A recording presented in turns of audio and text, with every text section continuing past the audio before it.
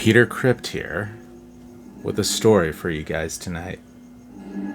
One that's not easy for me to say, but I'll try and do my best. I'd been working in morgues as a mortician since my early 20s, and enjoyed my job immensely. Not one to be happy with the messy side of work, I preferred the dressing and application of makeup. I showed great respect at all times and felt proud with my work and presenting the departed in a better light. As I was never truly captivated by ghost stories, what happened on my watch nearly made me change my profession. We normally ensured that there were at least 2 employees present at any time, but one night found me on my own. This wasn't an issue at the beginning of my shift, but for some reason I became increasingly unnerved. At first it was the silence, but then I began to hear creepy moans, sighs, and scary growls coming from nowhere. I tried to ignore the sounds, believing that my imagination was getting the best of me, but I soon decided to check it out. Walking through the back rooms, I had a chill running up and down my spine, which I couldn't shake off. When I opened the door to the morgue, I was sure I heard whispering suddenly stop. Everything was still. I turned to walk back out of the room and felt a hot breath on the back of my neck.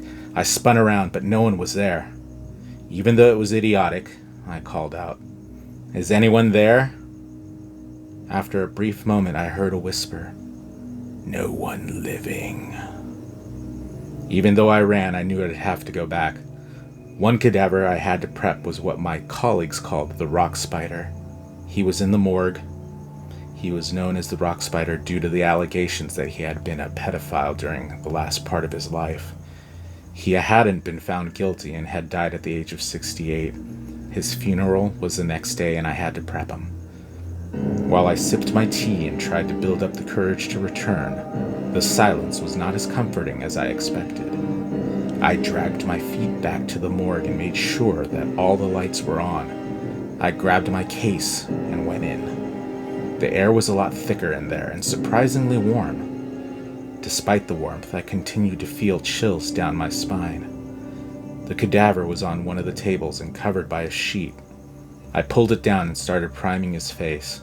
I couldn't help noticing how oily his skin was, which was odd, as the skin of the dead is usually dry and slack. It was disconcerting, but I kept going, trying my best to get it over with. It seemed like he had only just passed.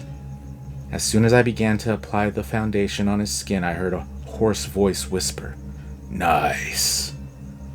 Worse than any ghost stories I heard, I gasped and jumped back. It took a while for me to collect myself and step forward. When I did, the eyes opened. I froze when the eyelids disappeared and many tiny fingers started wriggling out of the sockets. My heart pumped wildly when deep laughter rang out in the room. I backed away and screamed. I kept bumping into tables as the creepy fingers kept wriggling, like little people trying to escape prison bars. The hoarse whispering followed me everywhere as I ran and through the rooms, making my way to the front.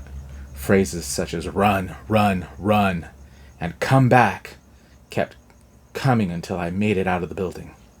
I called my boss, and he came and finished the job with no incidents.